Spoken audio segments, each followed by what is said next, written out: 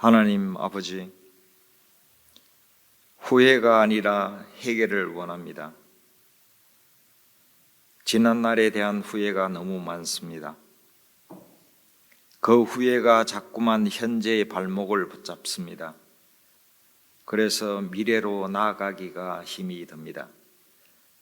반복되는 후회로 마음을 갉아먹고 나의 삶과 영정을 소진하는 대신 회개 선택하기를 원합니다.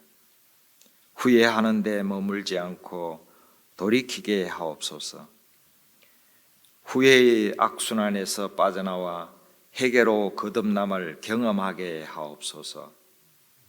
진정한 회개를 통해 하나님이 친히 저를 일으켜 주시는 경험을 하기 원합니다.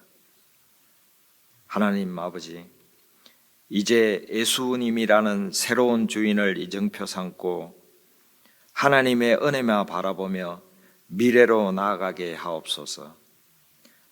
과거에 나는 주님의 십자가에 못 박혔습니다. 다만 나를 어렵다 하시는 주님의 음성에만 집중하겠습니다. 그리고 나를 따르라는 주님의 부르심에 기꺼이 길을 나서게 하옵소서. 그것이 믿음의 선택이요 믿음의 삶이며 하나님과의 아름다운 동행인 것을 믿습니다. 우리 주 예수 그리스도 이름으로 기도하나이다. 아멘.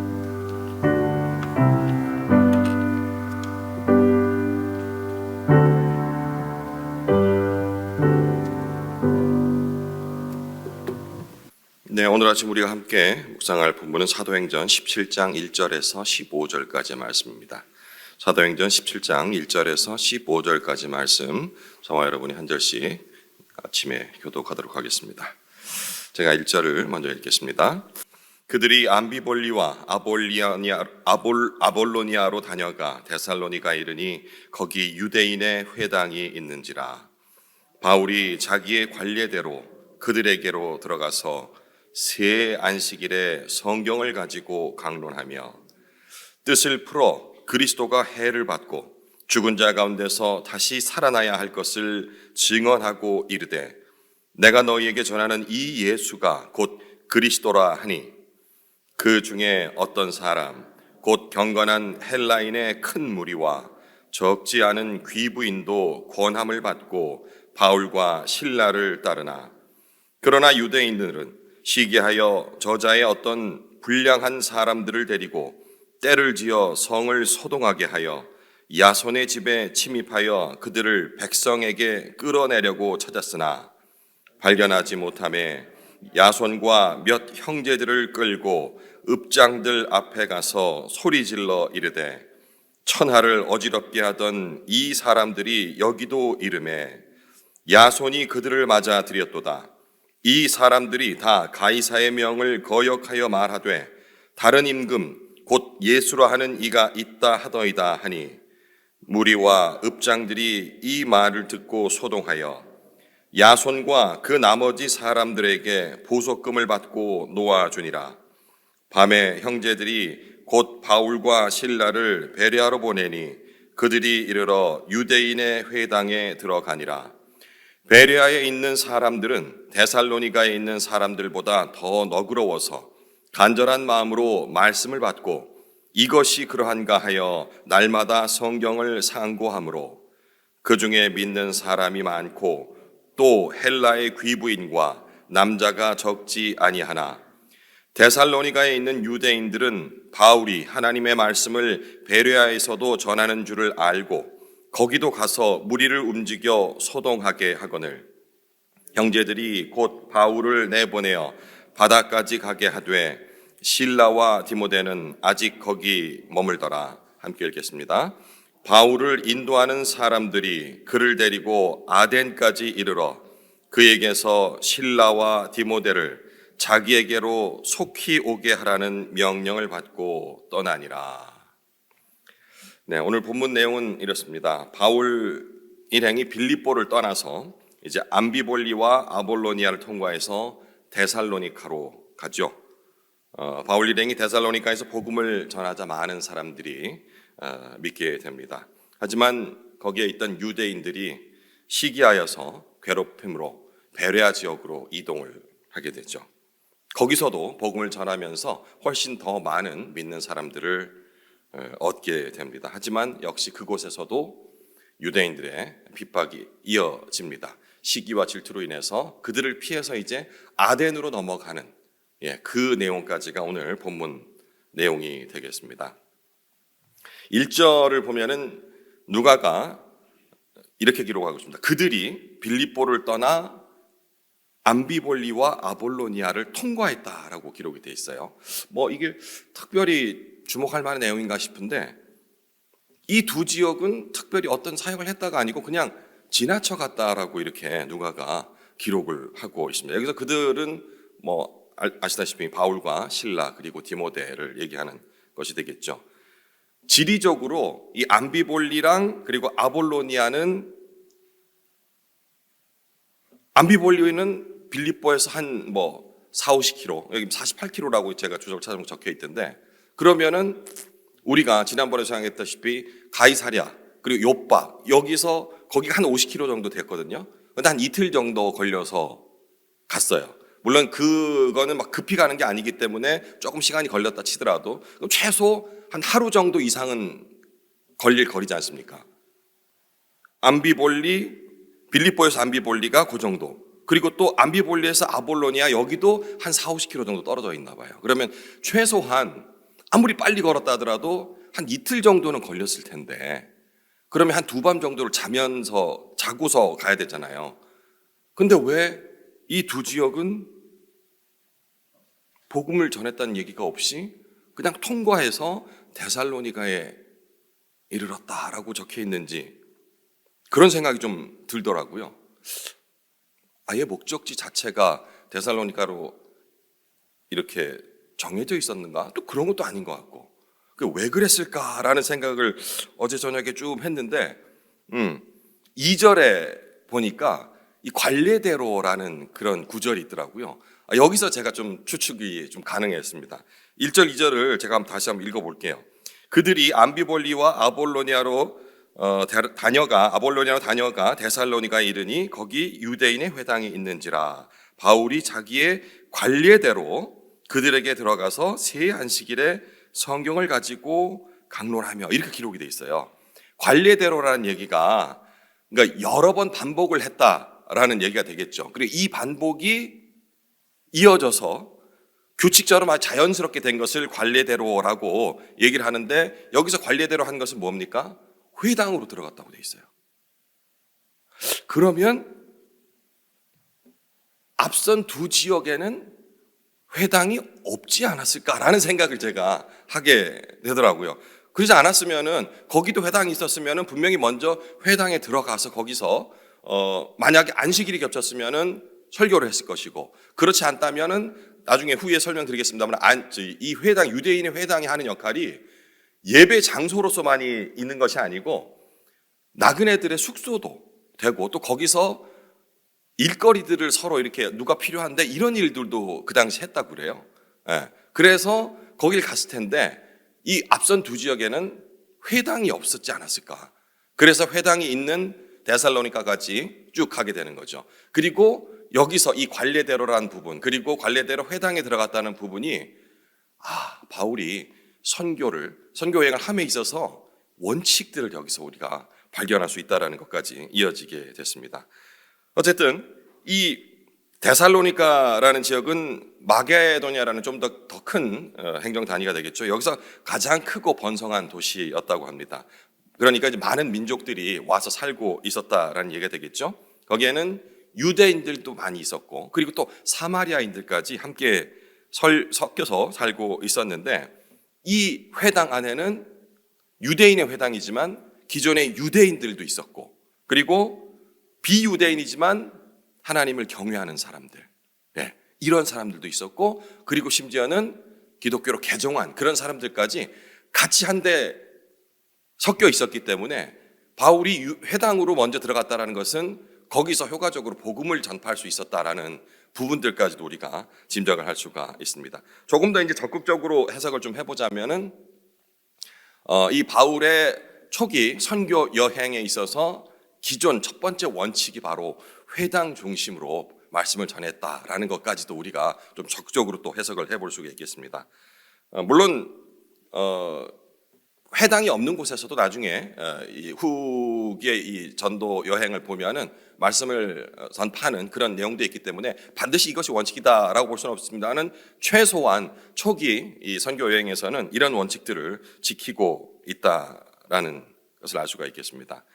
이 바울은 이제 데살로니가 회당에 들어가서 거기서 3주 동안, 그러니까 3번의 안식일이니까 3주 정도 됐다고 볼 수 있겠죠. 이 구약의 성경 뜻을 풀어서 그들이 이미 알고 있었던 그런 구약의 기록이, 그런 예언의 말씀이 바로 그리스도께서 고난을 받으시고 죽으셨다가 다시 살아나야 할 것에 대한 예언이었다라는 부분을 차곡차곡 설명을 3주에 걸쳐서 하고 있습니다. 3절을 읽겠습니다. 뜻을 풀어 그리스도가 해를 받고 죽은 자 가운데서 다시 살아나야 할 것을 증언하고 이르되 내가 너희에게 전하는 이 예수가 곧 그리스도라 하니. 이런 설교 방식 되게 익숙하지 않습니까? 앞선 베드로 그리고 스데반의 설교도 역시 이와 같은 형식으로 이루어졌습니다. 그리고 우리 현대 이 예배당에서 목사님께서 이렇게 전하는 복음도 이와 다르지 않습니다. 결국 얘기하는 것은 구약에서 우리를 구원하기 위해서 오실 메시아가 오실 것인데 라는 내용들을 쭉 증거를 했습니다. 그게 바로 신약에 와서 예수 그리스도라는 이것이 복음이거든요. 어제 우리 목사님께서 수요예배 설교에서 했어요. 설교가 별게 없다. 계속 같은 말을 반복한다 느끼겠지만 그것이 다다. 라는 얘기도 말씀하셨어요.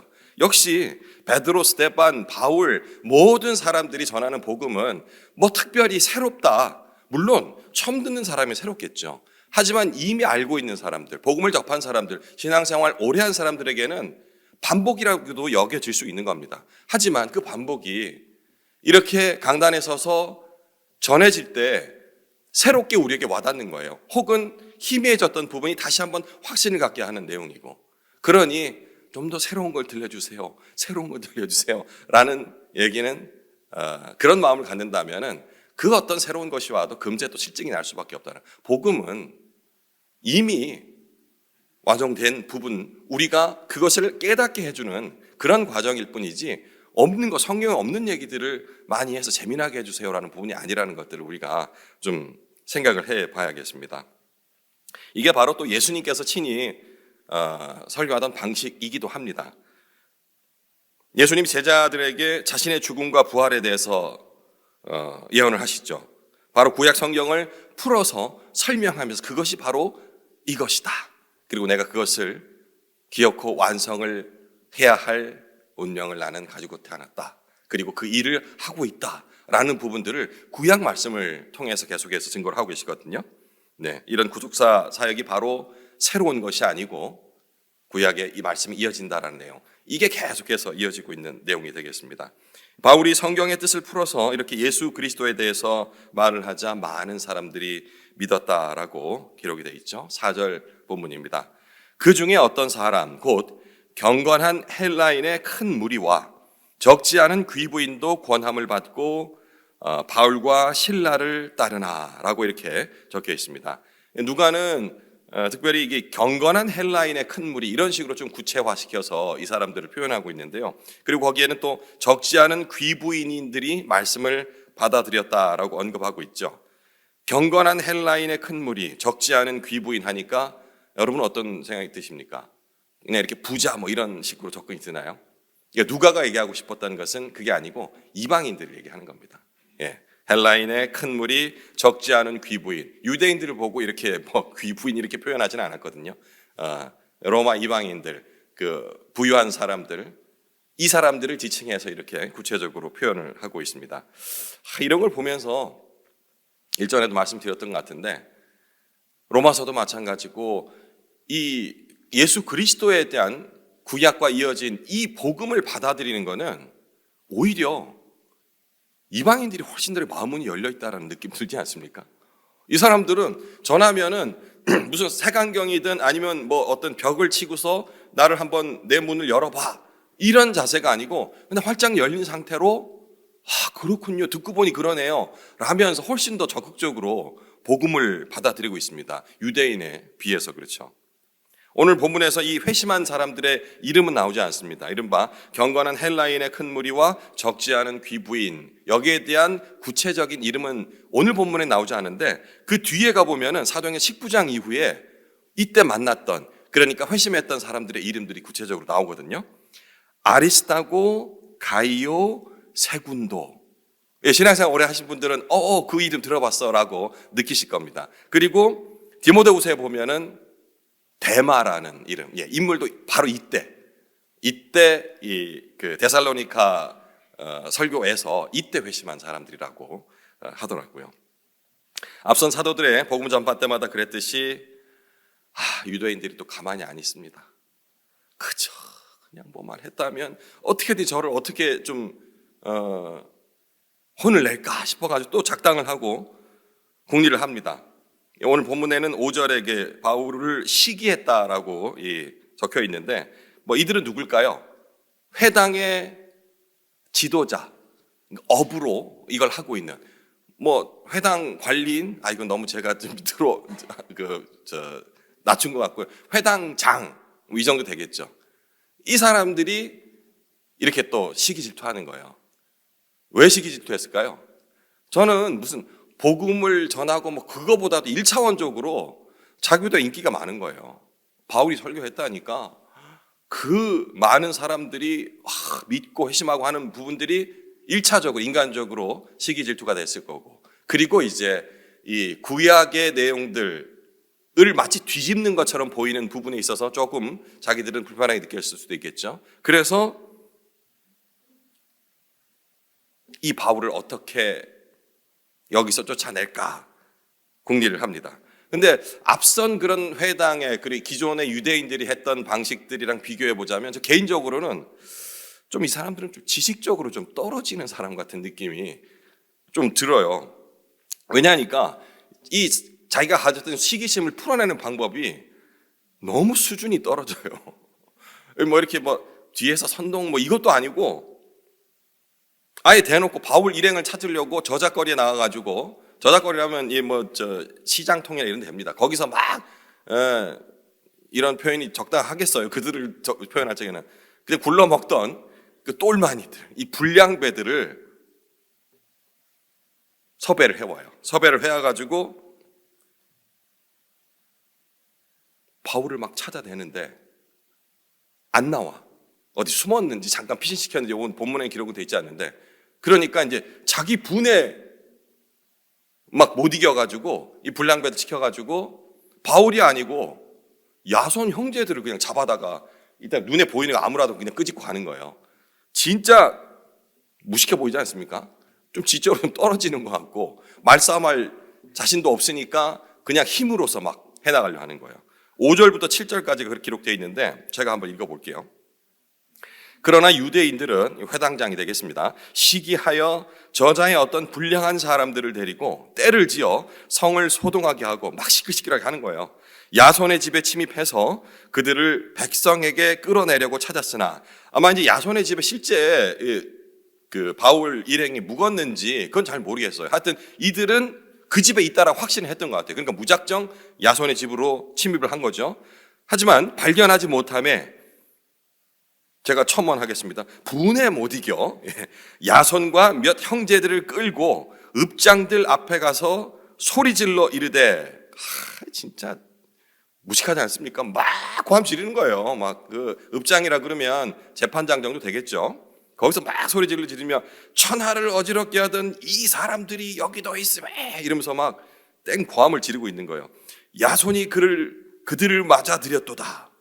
이 사람들이 다 가이사의 명을 거역하여 말하되 다른 임금 곧 예수라 하는 이가 있다 하더이다 하니, 여기서 약간 이제 조금 정신 차리고서 법적으로 한번 논쟁거리를 만든다고 가이사를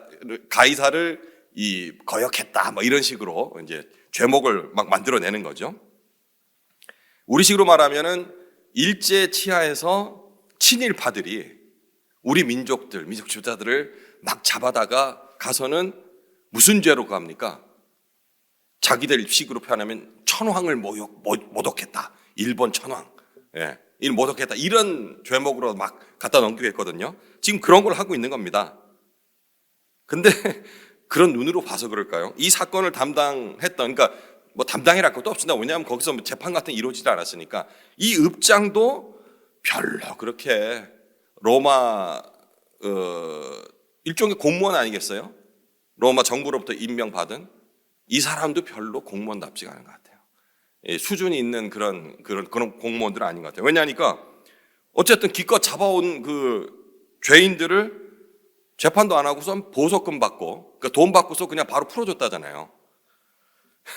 물론 보석금 제도가 당시에 있었다고 합니다. 잘 돼 있었고 로마 법이 잘 정비돼 있었기 때문에 억울한 사람들을 얻게 하기 위해서 나 일단은 내가 보석금을 내고 나가서 이걸 한번 논쟁을 한번 해보겠다. 내 변론을 해보겠다. 이라는 취지로 만들어졌던 보석금 제도를 지금 뭐 아주 재판도 안 했는데 그냥 잡아오자마자 돈을 주니까 바로 풀어줬다잖아요.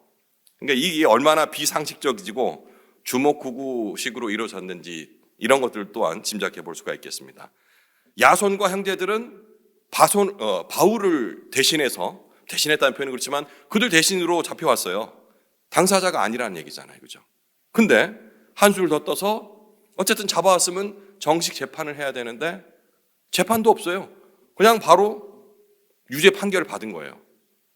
근데 그것도 형도 살지도 않고 바로 보석금을 내고 풀려났다는 이 과정 자체가 얼마나 주먹구구식인지 내용을 알 수 있겠습니다. 9절에 그렇게 기록되어 있죠. 야손과 그 나머지 사람들에게 보석금을 받고 놓아주니라. 이게 본문 흐름과는 상관없습니다만 저는 보석금을 과연 그 로마 재정으로 이게 거기 안에다가 읍장이 제대로 넣었을까? 이런 생각도 잠깐 들더라고요. 이 정도면 재판도 제대로 안 했으니까 그냥 인마이 포켓해도 했을 것 같다라는 생각. 이거는 성경에 나와 있지는 않죠. 그런 생각이 들면 너무 이 사람들 일하는 게 이게 몰라서 그렇다 쳐요. 복음을 제대로 모르기 때문에 뭐 거부했고 했다 치다 하더라도 이 정직하지 못한 사람들이에요. 이 사람들. 하여튼 그 생각 잠깐 하다가 이건 흐름이랑 상관없으니까 넘어갔는데 이렇게 야손 형제들이 풀려난 그 저녁에 밤에 바울 일행은 데살로니가를 떠나서 다른 곳으로 이동하게 됩니다. 이제 10절 이후에 이제 베레아 지역에서의 사역하는 모습들이 나오게 되는데요. 밤에 형제들이 곧 바울과 실라를 베레아로 보내니 그들이 이르러 유대인의 회당에 들어가니라. 데살로니가에 바울 일행이 도착했을 때와 같은 상황이 반복이 되죠. 제가 아까 바울이 초기 이 선교 사역에 있어서 가장 제일 먼저 했다라는 부분이 관례대로 했다는 부분이 뭐라고 했습니까? 회당에 들어갔다고 돼 있잖아요. 여기도 역시 유대인의 회당에 베레아 지역에 이르니까 바로 들어갔다고 합니다. 아까 제가 잠깐 말씀드렸습니다만은 이 회당이라고 그러면 우리가 지금의 교회 예배당을 생각하잖아요, 그죠? 그러니까 예배당은 뭡니까? 예배드리는 장소인데, 근데 제가 아까 거기서 나그네들이 잠도 자고 그리고 구인 활동도 하고 했다 하니까 김 전도사 왜 저래? 라고 생각할 수 있겠는데 실제 문헌을 보니까 그렇게 돼 있다고 그래요. 그리고 우리가 또 하나 추적해 볼 수 있는 게 바울이 일종의 그 자비량 선교사 아닙니까? 자기가 선교비를 직접 벌어가지고 선교를 다녔어요. 뭘 해서 벌었는지 기억나세요? 천막을 만들어서 텐트 메이커. 예. 회당에 거기 들어가게 되면은 안식일에는 말씀을 강론을 통해서 이렇게 말씀을 외우고 하지만 평일 때는 나그네들이 숙소로 있고 그리고 거기서 구인 구직이 또 이루어졌다. 여기서 바울은 항상 그 새로운 그 지역에 가게 되면 제일 먼저 거기 들어가서 자기 일단 선교비를 벌고 이런 일들도 했을 것이다라는 것을 본다 한다면 이 회당이라는 곳이 여러 가지가 이루어지는 장소였다라는 것을 알 수가 있겠죠. 그리고 또 기본적으로 평상시에는 유대인들이 모임 장소로 또 활용하기도 했고요. 이게 현대에도 있습니다. 우리 교회도 뭐 그런 것들, 이 장유남산교회 예배당을 건축을 하고 나서 그런 토의들이 있었던 거로 제가 기억을 하는데, 교회 예배당을 주중에는 일반인들에게, 지역민들에게 오픈을 해가지고 그들이 이 예배당 공간을 사용할 수 있도록 이렇게 오픈한 교회들이 제법 있거든요. 그렇게 친다면 별로 이상한 게 아니죠, 그죠? 이 당시 유대 회당이 그런 여러 가지 용도로 사용됐다라는 부분. 예. 이제 근데 이 데살로니카에서 이 복음을 전파했던, 그리고 그 전파에 이어서 이어졌던 반응들보다는 훨씬 더 뜨겁게 베레아에서는 분위기가 일어납니다. 11절, 베레아에 있는 사람들은 데살로니가에 있는 사람들보다 더 너그러워서 간절한 마음으로 말씀을 받고 이것이 그러한가 하여 날마다 성경을 상고함으로. 와, 데살로니가 지역도 굉장히 비교적 좀 열린 그런 자세였는데 베레아 사람들은 이들보다 훨씬 더 너그러웠다고 합니다. 거기다가 간절한 마음으로 말씀을 받았고 날마다 성경을 상고했다. 날마다. 이렇게 기록이 돼 있어요.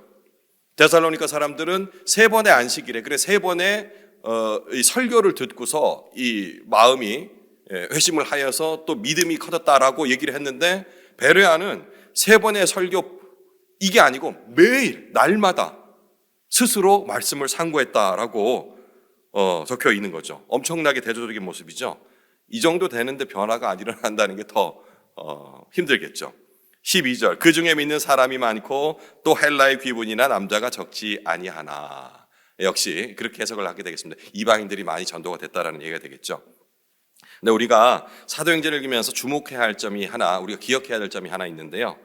이 사도행전을 기록한 누가는 단 한 번도 기적을 행함에 많은 사람들이 믿게 되더라 라고 기록은 없습니다. 정확히 찾아보면 마치 그런 것처럼 되는데, 누가는 어떻게 기록을 했냐면은 말씀을 듣고 믿었다라고 기록을 하고 있어요.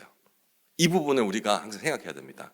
물론 말씀 전에 기적과 기사, 표적, 이적 뭐 이런 것들이 많이 일어나 사람을 모으는 데까지는 이어졌지만 결국 그들이 믿게 되는 것은 말씀 전파, 말씀 선포, 복음 증거 이후에 믿게 된다는 사실입니다.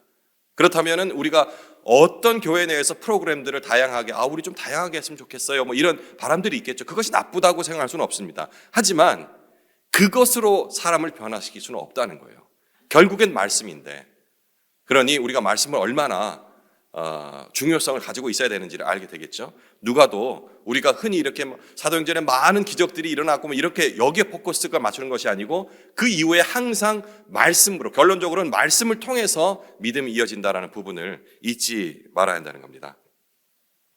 복음을 접하지 못했거나 교회는 오래 다녔지만 이 믿음에 대한 확신이 없는 사람들이 그런 얘기를 합니다. 뭔가 좀 보여주라. 보여주면 믿겠다. 뭐 이런 얘기를 많이 하잖아요, 그죠? 물론 여기 이 예배에 오신 분들은 그 정도의 믿음 수준은 다 탈피했으리라 생각됩니다. 근데 방금 말씀드렸다시피 이 믿음이라는 것은 들음에서 나는 겁니다. 이 들음은 뭡니까? 하나님의 말씀. 이 원칙을 항상 가지고 있어야 됩니다. 내가 아무리 말을 잘한다, 그리고 많은 예화를 알고 있다, 많은 경험을 해서 제가 뭐 미국에서 공부할 때 어떻게 저쩌고 뭐 해가지고 누구를 알게 됐는데, 이걸로는 사람이 변화가 안 돼요. 네. 자꾸 저는 목사님 설교하는 게 계속 내리에 남아가지고 어제 하시던 말씀은, 내가 서울대 나온 사람이랑 같이 살다 왔는데 뭐 이런 얘기를 뭐하러 해요? 네, 그런 건 다 필요 없고요. 근데 사람들이 또 그런 얘기를 들은 사람은 그런 거 할 적에 사람 눈이 동그래지니까 자꾸 예화를 들게 되는데, 우리가 거기 반응하면 안 돼요. 네. 그냥 하나님 말씀 안에만, 좀 딱딱하게 보여도 거기 안에만 집중하면 되는 겁니다. 믿음은 들음에서 나고 그 들음은 하나님의 말씀이다라는 부분을 생각한다면 우리가 다른 얘기를 할 필요 없이 성경 말씀을 가지고만 말씀을 하면 된다는 얘기입니다. 뭐 뒤의 상황은 제가 특별히 얘기를 안 해도 어떻게 진행됐을지 짐작하실 수 있겠죠. 데살로니가 회당장을 비롯한 유대인들이 또 이 소식 듣고서는 또 여기까지 베레아 지역까지 옵니다. 와가지고서는 바울 일행을 잡아다가 이번에는 확실하게 잡아넣어야지 하고서는 또 뭔가 해보려고 하죠. 13절, 데살로니가에 있는 유대인들은 바울이 하나님의 말씀을 베레아에서도 전하는 줄 알고 거기도 가서 무리를 움직여 소동하게 하거늘. 하지만 이번에도 역시 발빠른 한 발 빠른 돕는 손길들을 통해서 바울은 다른 지역으로 피신하게 됩니다. 15절. 바울을 인도하는 사람들이 그를 데리고 아덴까지 이르러 그에게서 실라와 디모데를 자기에게로 속히 오게 하라는 명령을 받고 떠나니라. 바울은 이 그리스도의 삶이 바로 예수 그리스도의 고난에 동참하는 삶이다라고 반복적으로 얘기를 하고 있죠. 그리고 직접 자기 자신이 그런 삶을 살아내고 있습니다. 왜냐하면 바울이 회심한 이후의 삶은 그냥 고난, 그 일반 세상의 눈으로 봤을 때 고난과 핍박의 연속이었어요. 하지만 그는 죽는 날까지 이 삶을 계속해서 살아갑니다. 그리고 일관되게 얘기하죠. 우리가 그리스도의 고난에 동참해야 한다. 그리고 그 고난이라 여기는 것들이 장차 우리가 받을 그 영광에 비교할 수 없으니 형제들이여 자매들이여 힘을 내십시오. 낭망하지 마십시오라고 얘기를 하고 있는 것이죠. 바울은 그 핍박에 굴복하지 않으면서 자신의 믿음에 대한 확신들을 참참히 얘기를 합니다. 그 믿음의 확신을 자신이 개척한 여러 교회의 편지 서신을 통해서 강조하고 있는데요. 저는 오늘 이 나눔의 마지막을 갈라디아의 교회에 보냈던 그 서신 중에 일부를, 그게 바로 바울의 믿음에 대한 확신이었거든요. 여러분께 전해드리면서 이 확신으로 오늘 나머지 시간을 이 본문을 다시 한번 묵상을 했으면 합니다. 갈라디아서 6장 9절의 말씀입니다. 우리가 선을 행하되 낙심하지 말지니 포기하지 아니하면 때가 이름에 거두리라. 아멘. 개인적으로 묵상을 이어가시기 바랍니다.